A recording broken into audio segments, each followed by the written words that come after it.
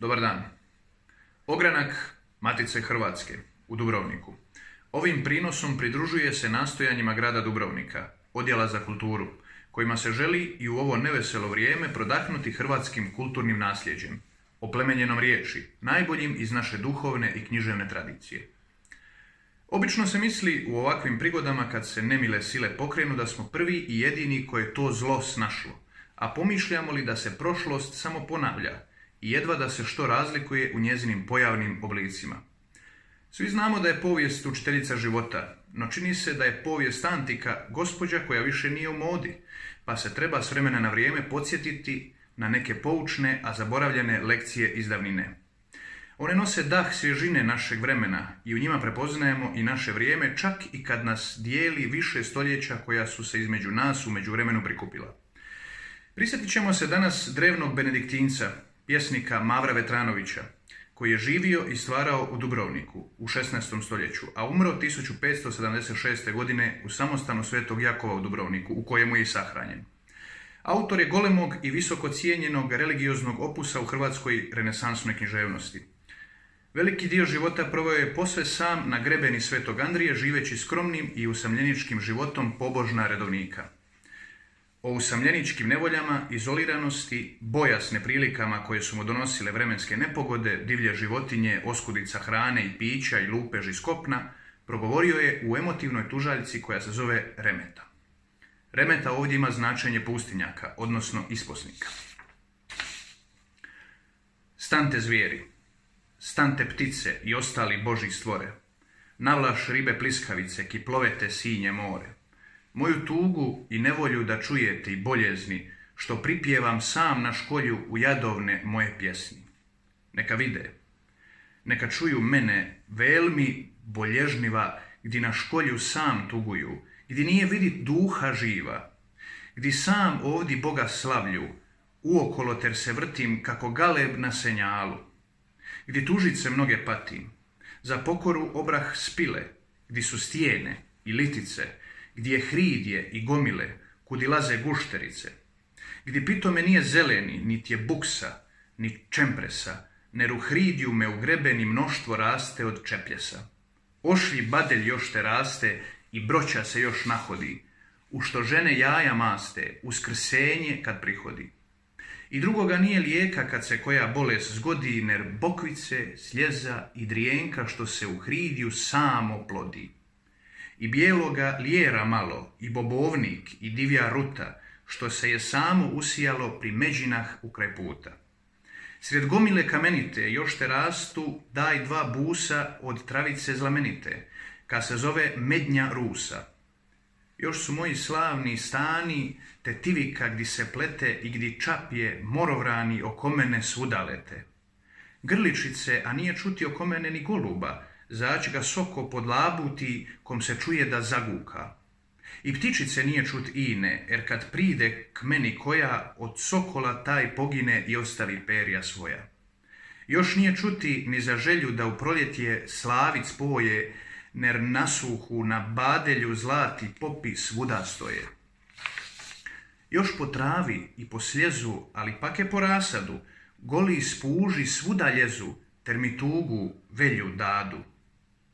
Vas rasadnik priko noći ter mi mnokrat opogane, da nije milo k njemu doći kad bio danak s jutra svane.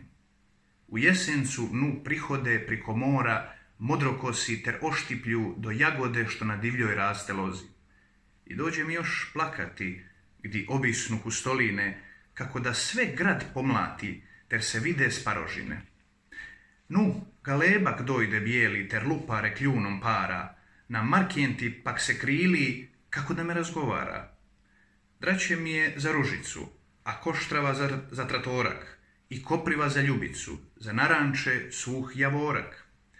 Lovor mi je za lemune, a troskot mi je za bosilak, a česvina za četrune, koja smeće zelen listak.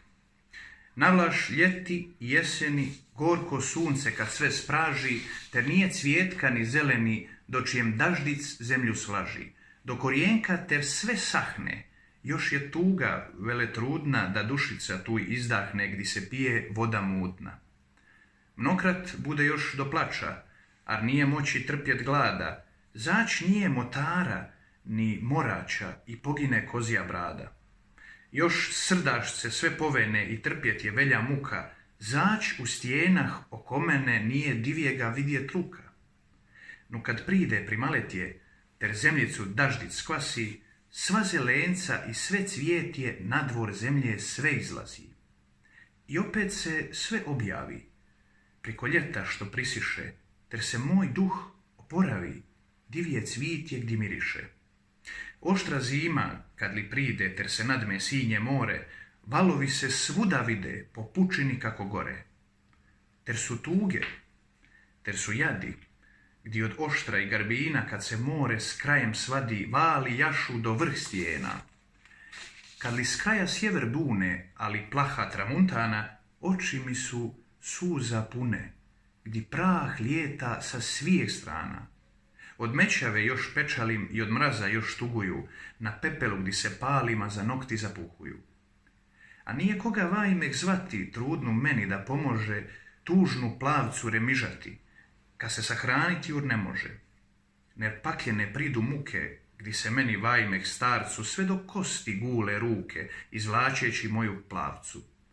Ter bi tužno pogledati gdje taj tuga i nevolja mojom plavcom svudi mlati, po mrkjentah oko školja.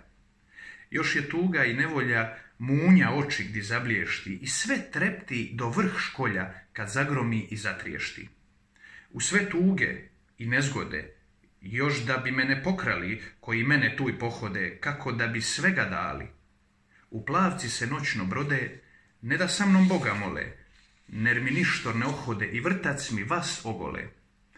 Ne ujdu mi nigdir struka, ni morača, ni bitvice, ni divijega pora luka, ni piljuga žučenice, ni repušca, ni čevčega, i gdje najdu trs kupusa s korijenkom ga podru svega, kako da je tuska gusa.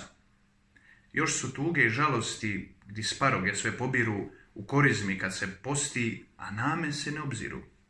Kad mi zelje sve poberu, po mrkjentah pak se sprave, ter narikle sve poderu i lupara ne ostave. Još je njeka huda mraka i boljezni i tužice, gdje ob sinu iz oblaka nad pučinom pijavice, ter se more ognjem stvori i sve more zakrvave, kako pakao ter sve gori, put od školja kad se sprave. Nu ja tada Boga molju i u zvonce tada zvonim, ter tu i tugu i nevolju ja od sebe takoj